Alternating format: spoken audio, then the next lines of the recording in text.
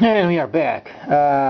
More information regarding the so-named heaven, and the previous video did show the simplicity what the future holds, and makes people more at ease because it shows them every step of the way that the Torah is absolutely alive, absolutely holy, absolutely active, and should be studied. And with this in mind, it is very important understanding the shadow prophetic pictures, or in quote obviously pictures, and we understand the prophetic events to come in the future, and they are in fact of the previous, and the oracles of Elohim shows then those situations in the future that would take place. So then there is no such of other people from other cultures coming and having the scriptures of the holy line of the Hebrews from the time of old, from the oracles, and they were the guardians and they are the guardians, and going on and themselves trying to come up with theories and doctrines of their own, speaking of those pagan nations with the scriptures, and they go on with their own, and they simply don't understand what's going on. And what's going on is the heaven situation does not exist. And let's talk a bit about regarding the holy feasts. We understand from Leviticus, the 23rd chapter, states very plainly the spring feast and the autumn feast, and many people they have these belief in these deities starting with J that never existed. If a person goes to Israel or to the Holy Land and asks them, is there any kind of a savior with G or J? And they say, no, there is not. And we can understand then Yahshua, he came and he is the Messiah. And he came in the form of the Son, and he was Yahweh Yeshua, because Yahweh would be our salvation, and became for us goys outside of the camp as Yahshua. And for those in the camp, he would be known as Yahweh Yeshua, because they are the set apart people, and they first receive the understanding from Yahweh, and then Yahweh and the facet of Yeshua. And for us outside of the camp, we know him as Yeshua, and then coming from Yahweh as Yahshua, because we are being made tzaddik. We are being transformed into his justice, and then expecting to be drawn into the camp. But this is another topic in terms of the Holy Mikras. We understand that Yahshua, he came to complete the first portion, and there is the spring feast. The spring feast was completed, and then we are living at the very end of the 22nd verse of the 23rd chapter of Leviticus, at the very end where the goys, the people, the Gentiles, would be in charge for a couple thousand years, as Yahshua, he spent a couple days with the Samaritans. And then it's coming the autumn feast. So many people, they want to know, when is the Savior coming back? He's coming back in autumn.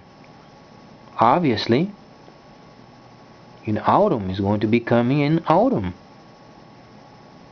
because it is Yom Teruah, the trumpets, sound of the trumpet. And where is it? The sound of the trumpet is in autumn. So this is when he's coming back. But he's coming back at the very end of the conflict, when the second portion is given, and then prior of the second portion, then obviously the restoration of the church as it was intended it.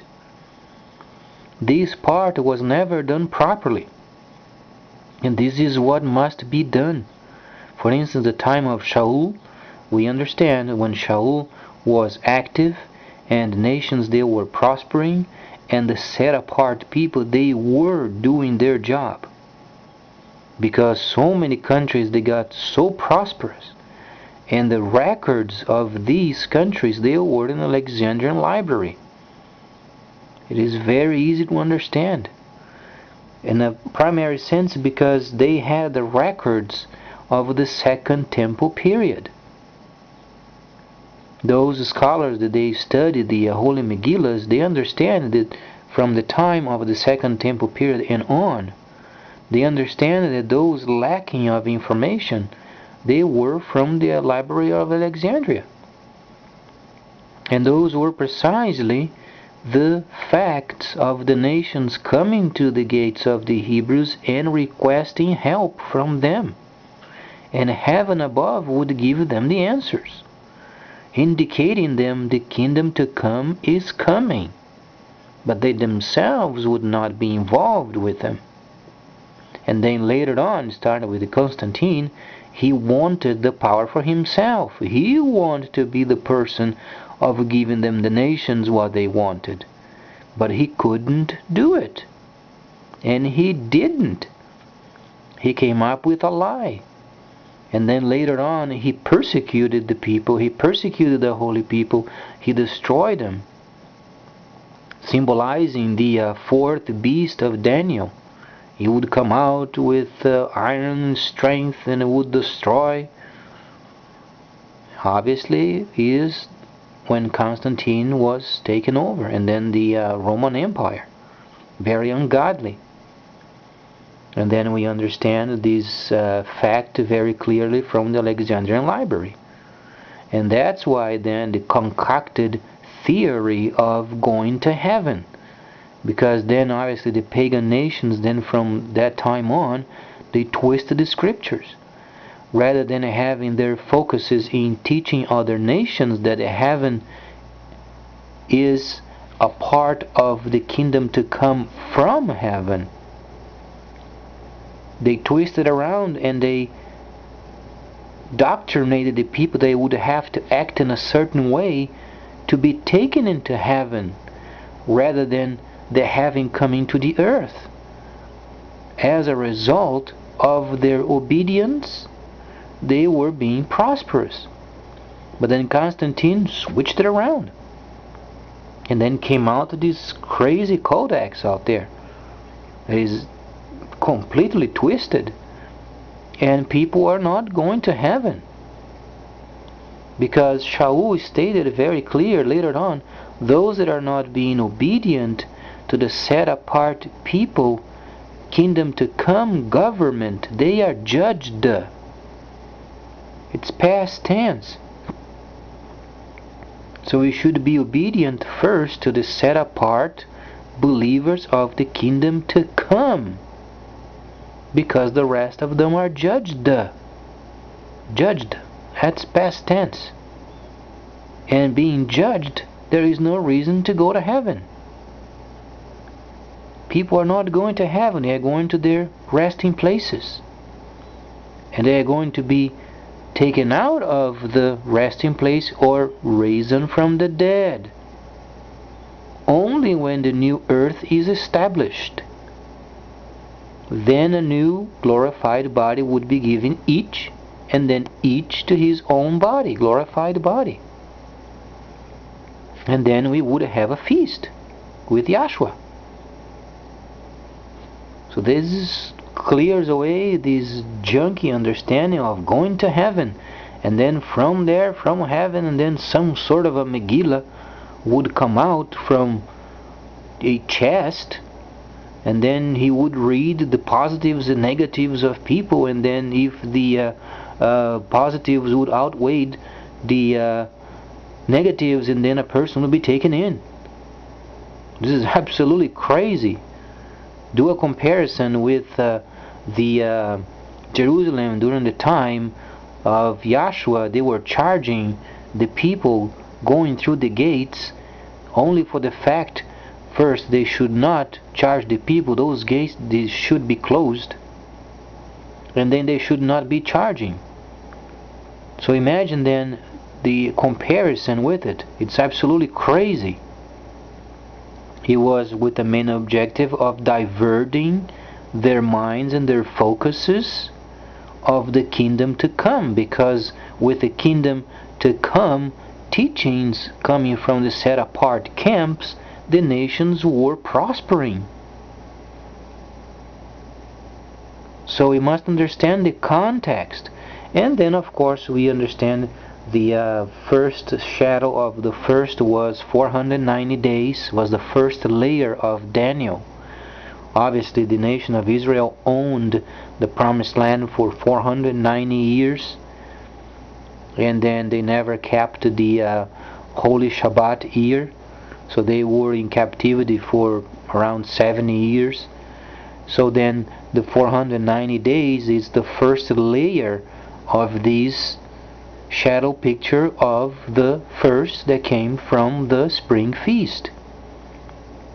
So then half of the prophets, half of the Torah were completed by the Son, and he taught the people how to be servants, because this is the way they should act when the kingdom to come would come from heaven, established in the earth. Then they would act as such. And then the other half is simply the autumn feast, and then obviously Father Yahweh does his share. That's his. It is secured, it is reserved. We are not going to be in heaven, and we will ever sit in judgment seats in a place that we were not created for. Makes no sense. The Creator knows what he does, and he does a very perfect job. We are going to be resting. It's not for our noses to be sticking our noses in situations that we are not invited in. The fact is, we are going to be resting. So then with this we can rest a whole lot more during our lifetimes, because we don't have to perform in a certain way to be taken into heaven, because we won't be going to heaven anyway. We are going to be resting. And then of course the church is going to be refurbished as per the time of Yahshua, because the objective of Yahshua was never done properly. He was the teacher, he was the anointed, but he was expecting the city to be closed as per the project of Moses. Moses came down from the mountain with the laws, not for the pagans. He came for the people.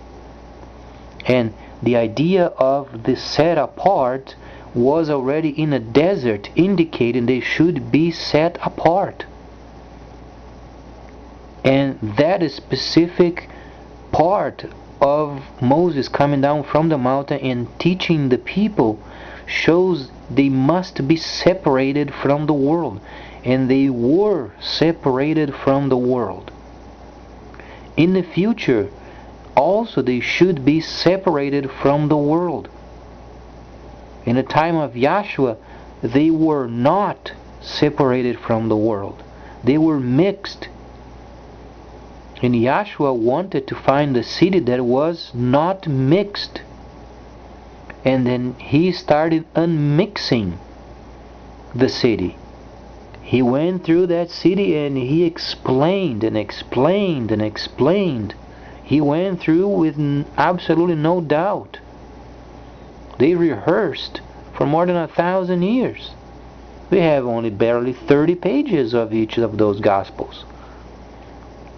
And the Gospel simply means the relink of the Spirit. And then the rest of it is how to be a servant. But a lot of people, they make so much confusion out of it, and they are trying to find some sort of a meaning through giftings. There are no giftings.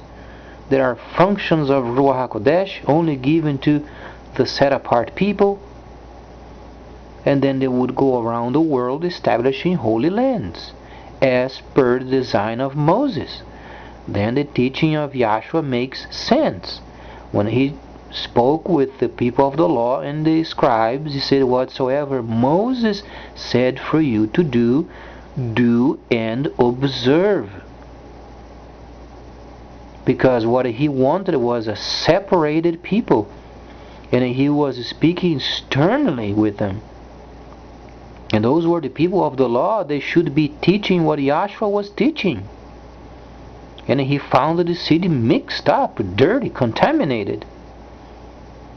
They were contaminated with other countries, contaminated with Rome, contaminated with the system of the world. They were charging people to go into the gate. It was absolutely crazy.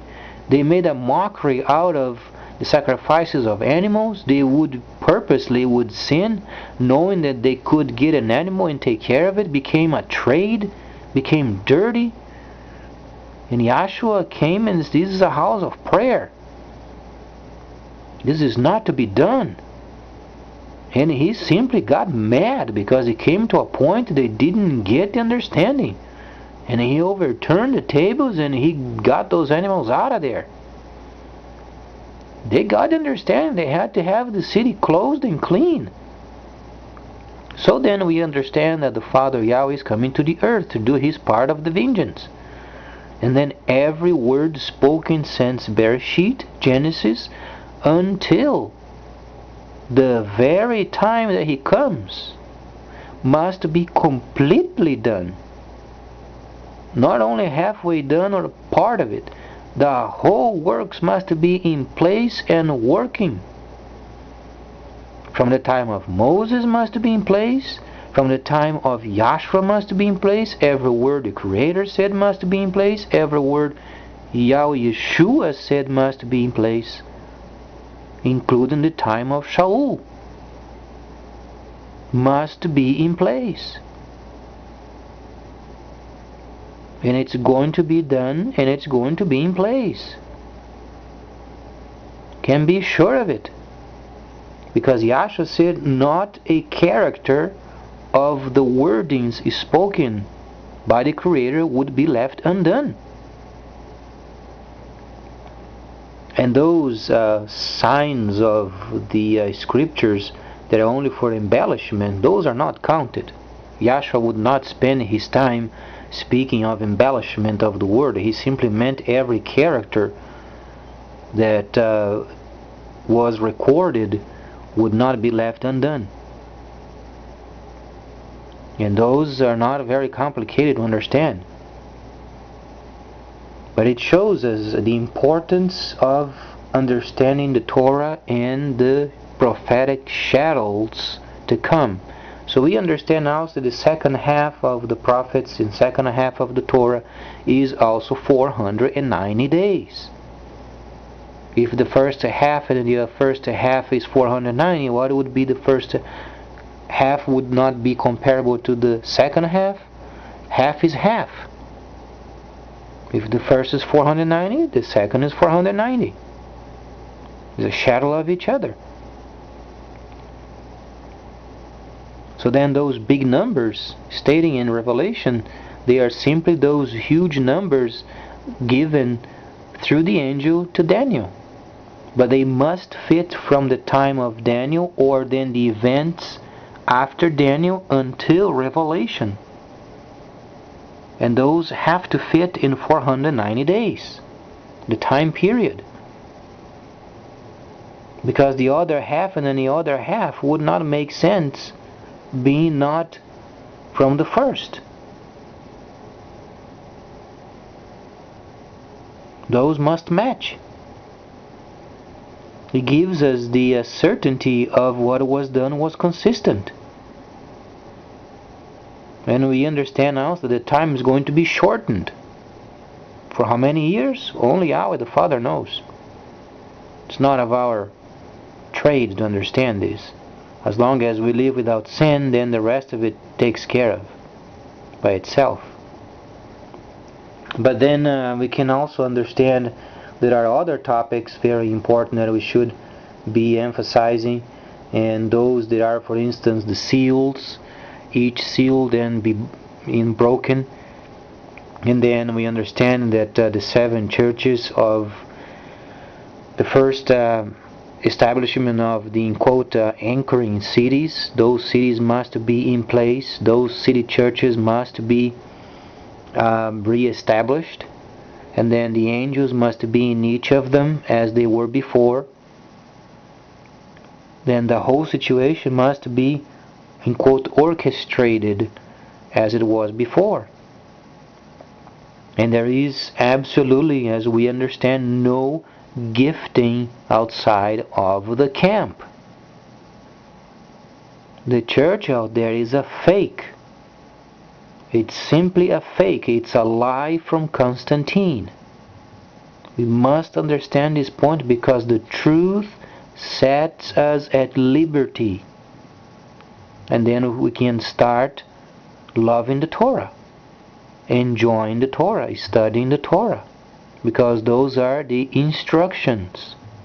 We must understand the instructions.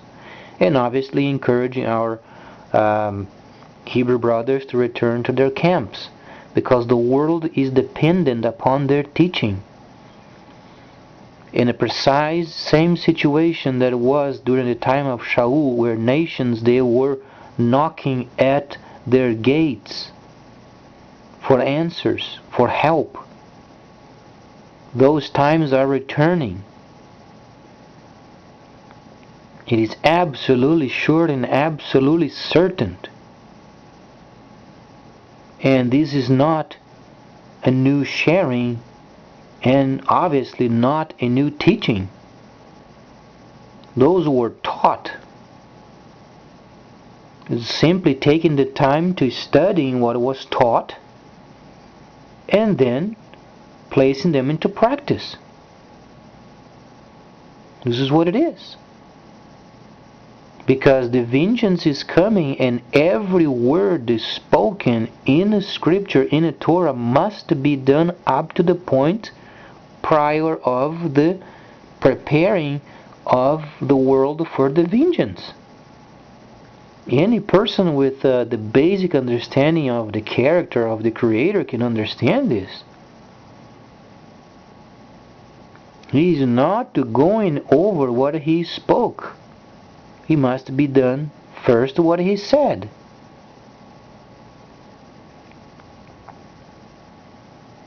So then people ask, what's the next step? Wait until the perimeters of the Hebrews and their camps are in place, and then wait at the gate. This is the objective of the Goys. Those are not from the Hebrew line. They must expect it to be at the gate. Have you ever heard this saying, oh, people are waiting? Sure, they should be waiting at the gate. Of course, there's a reason for it. They must receive more teaching. And obviously we understand Israel is going to be cleaned. Because the city and the country, they are the model of the kingdom to come. So the pagan shrines over there, the pagan establishments, they're going to be out of there. Can be sure of it. Absolutely. They're going to be cleared away. The stones that the Hebrew brothers, they pray from the time of Herod, those big stones are going to be removed. Temple rebuilt. Because those were from at first. They're going to serve as a model city of the kingdom to come. And then the camps around the world, representing what Moses and his teachings were, they're going to point to the east. And then the Goys coming from their nations with the glad reports, because they obeyed what they were told, they would return with glad tidings. And then joy would be heard in the camp. That's what the joy of Yahweh came from. His word returned from outside completed. Nice, huh? Join the camp. And then so far, Yahweh Yeshua spoke lots of words, and not many of them came back completed. What does it mean when the Creator thinks of it? Oh boy. Stay tuned, much more coming up.